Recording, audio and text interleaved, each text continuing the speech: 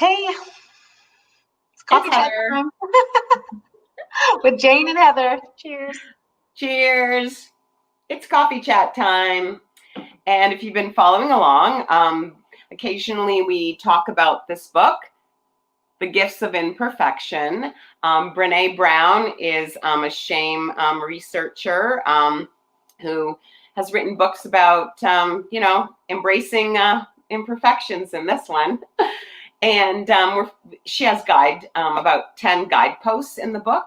And today we're going to talk about guidepost number 7, which just seemed to strike me as interesting. We'll tell you about that in a bit.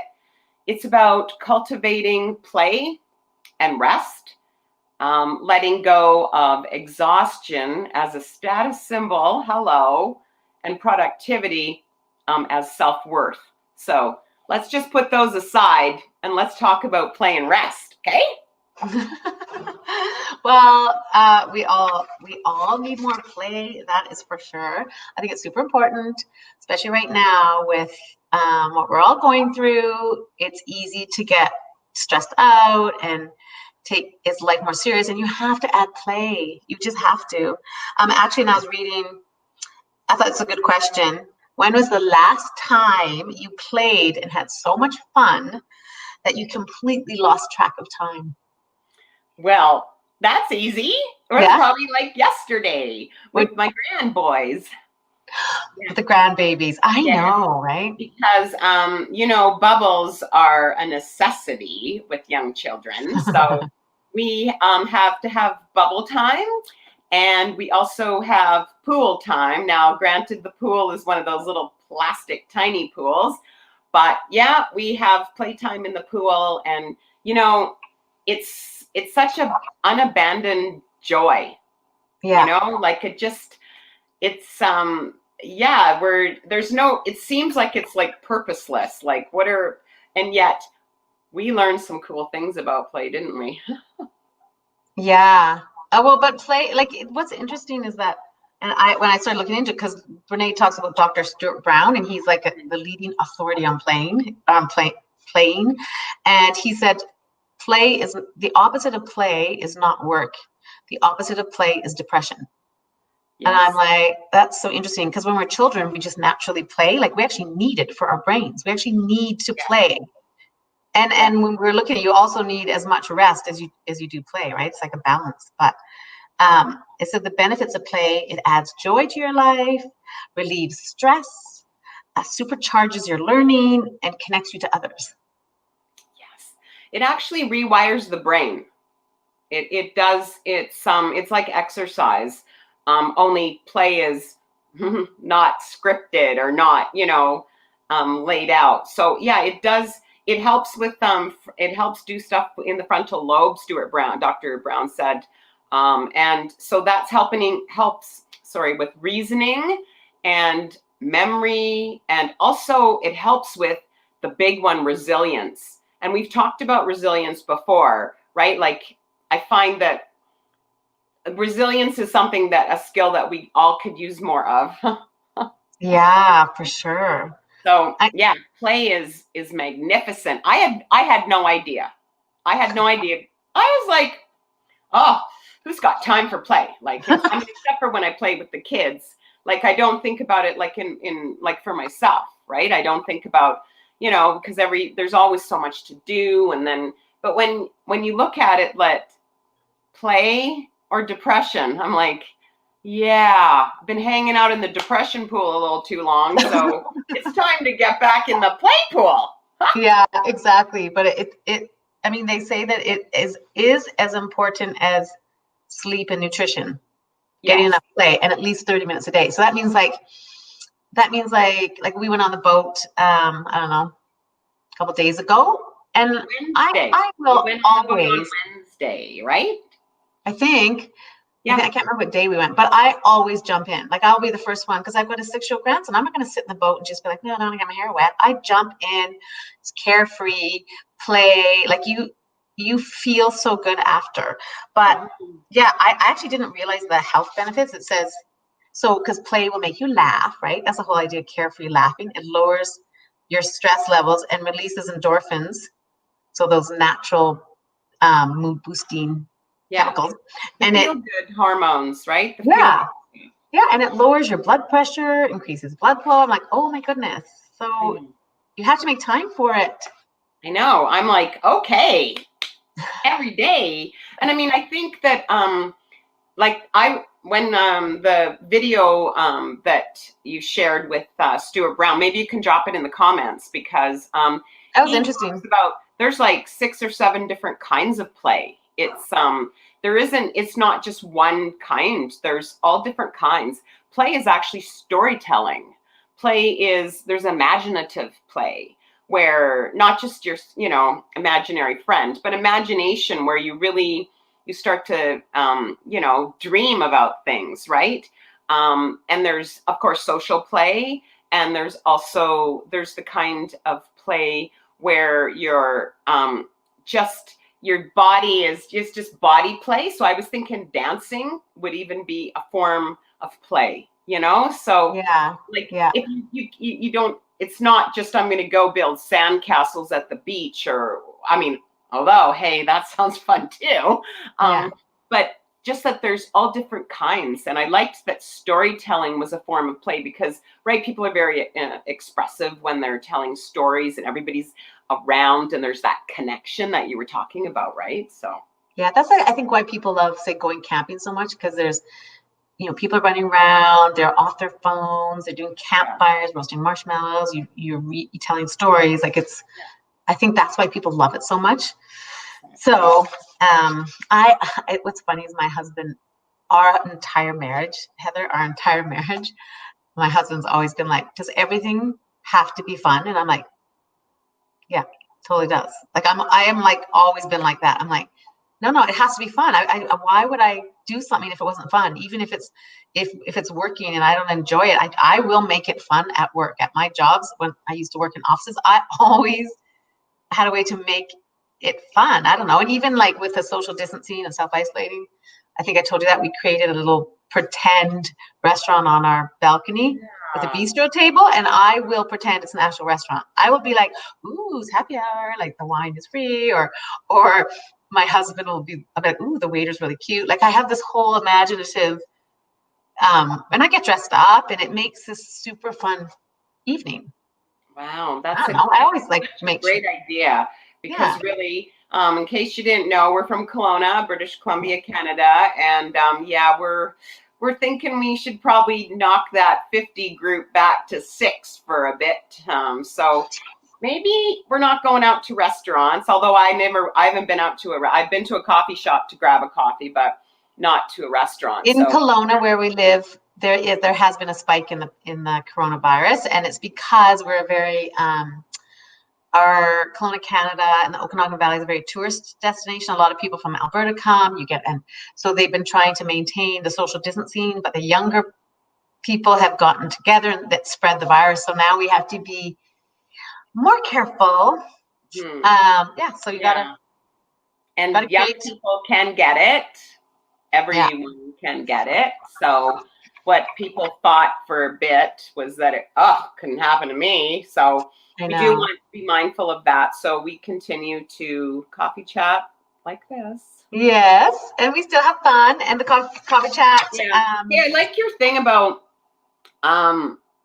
playing and making things fun. Honestly, when I read in Brene Brown's book, when she was first approaching this whole idea for the Guidepost, she said to one of her researchers, she said, I don't really know like what's going on, but there's all these people, they seem to fool around a lot. And she didn't understand. And I'm that kind of person too. I'm like, why are you fooling around? There's so much work to be done. So I think it's too serious. But now that I've read this thing on Play, I'm like, you don't know something and then you learn it, you go, things that make you go, I might need to reassess. So if you're one of my coworkers, perhaps I need to be having more fun at work. Loosen up, have fun. Life's too short. That's what they say, right? Loosen up, have more fun. Life's too short. But No, on the no, other but I'm side, always like the responsible one and the the main other side is the character. sleep, though, right? Brene, we talked about play and rest because Brene Brown said they actually go hand in hand. And she said when she did all her research, she was shocked to realize that the rest is just as important in play. And if you're not getting enough sleep, you're prone to diseases, heart disease, diabetes, obesity, depression. It's all linked.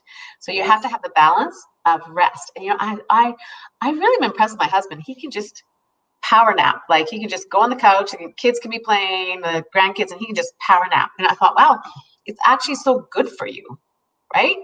But I tend to make sure I get at least 7 or 8 hours sleep. And you just feel better. Your brain feels better. You feel healthier. People who are sleep deprived are impaired.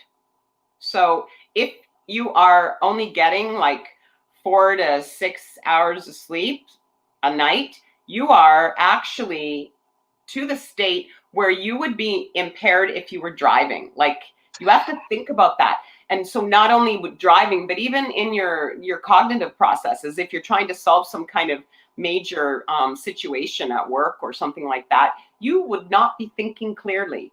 Or even in your relationship, you might be cranky. Like there's all that spillover. Like when I used to think, oh, I can survive on like 5 hours of sleep a night, that was such crap, you know? No. And then I didn't sleep because I had, I was a single mom. I didn't sleep. I had little kids. They woke up all the time. So it was like, I don't know, years and years and years of chronic insomnia. And I think that's what I truly think caused a lot of my depression.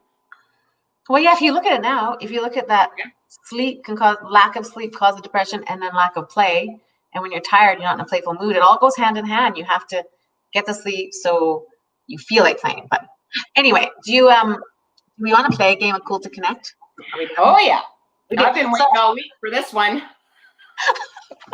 So we have added at the end of coffee chat time, I played Cool to Connect. I'm trying to do Cool to Connect every Monday. So I have Diane Reed doing it with me tomorrow. She's from Utah. She's adorable. So 10 a.m. on Mondays, a game of Cool to Connect. And this is through Dana Clark and Heroic Humans. So they're really incredible cards.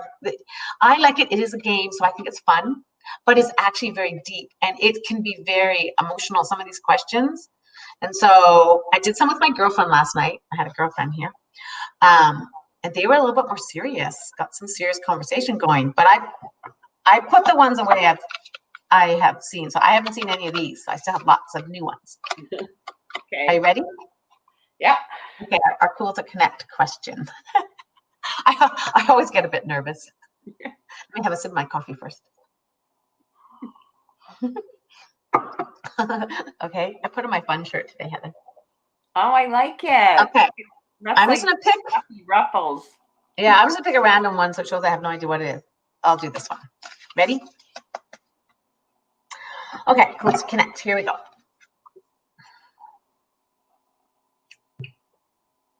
What is something you believed as a child that isn't true? Oh. Okay, now if anyone's watching and they want to answer, go right ahead because people play along with this. Answer while we something. Okay, what is something you believed as a child that isn't true? Okay. I wonder, child, does that include teenagers or just more? That would be child. Yeah, no, I think we're gonna need to go back.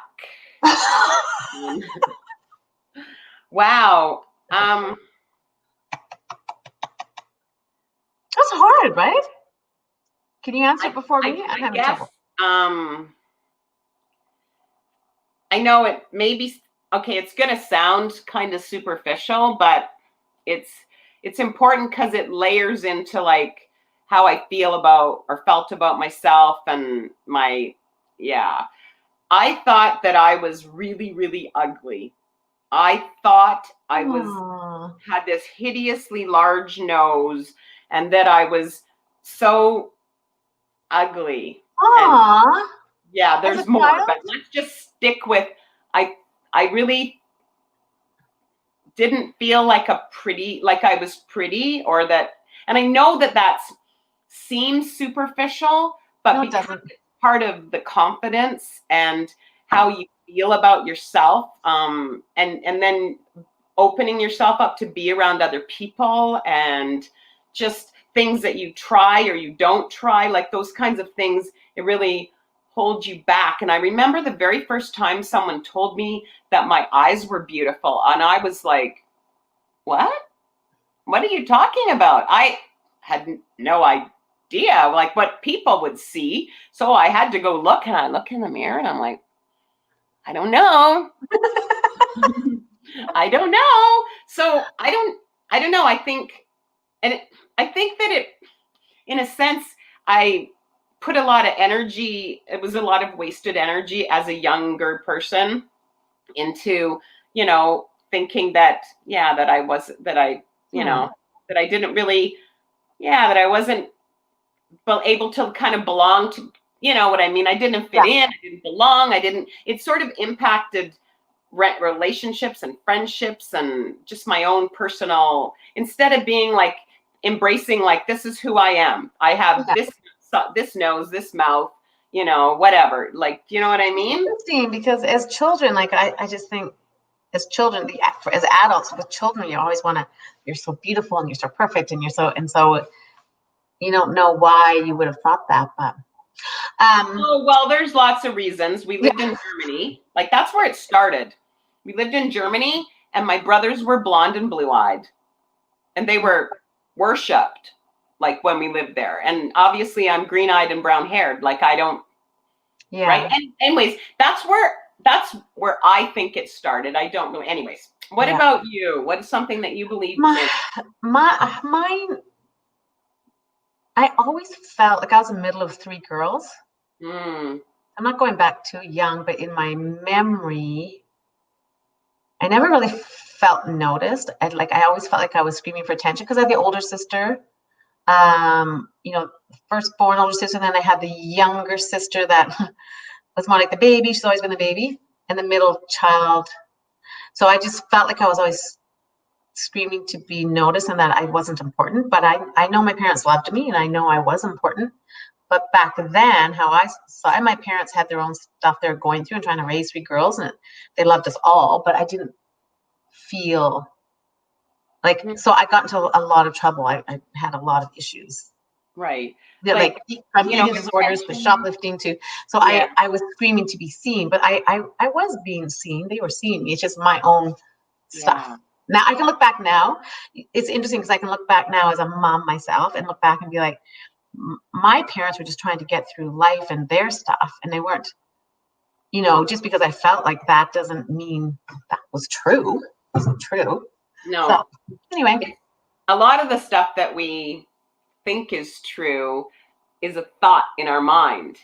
It isn't actual truth. Like, that's why I'm reading a little bit of another book too, and it's called Loving What Is. And one of her key questions that she asks is it true? And how do you know it's true? So, like, to stop yourself, in comes the thought. Yeah. No. And then actually, you can interrupt that thought right in the middle here. No, I don't know where it is. You can stop interrupt that thought by saying, this is the story that I'm telling myself. This is the story that I'm telling myself, meaning that it's probably not true. But it's so hard when you're like, say, a younger child or a teenager. You don't know. This is just how you feel. This is what you know. It's not until you're older and you can look back and be like, that was just how I felt and thought. What if we could teach our grandkids that, and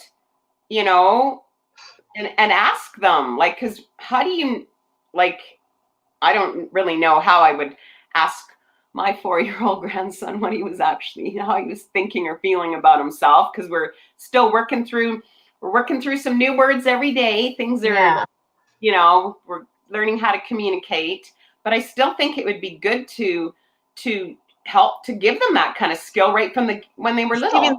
yeah, giving them tools. I think when you have the right chance with your grandkids, when it's the right opportunity to teach them that, you know, that they're perfect the way they are. And anyway, we probably should sign off.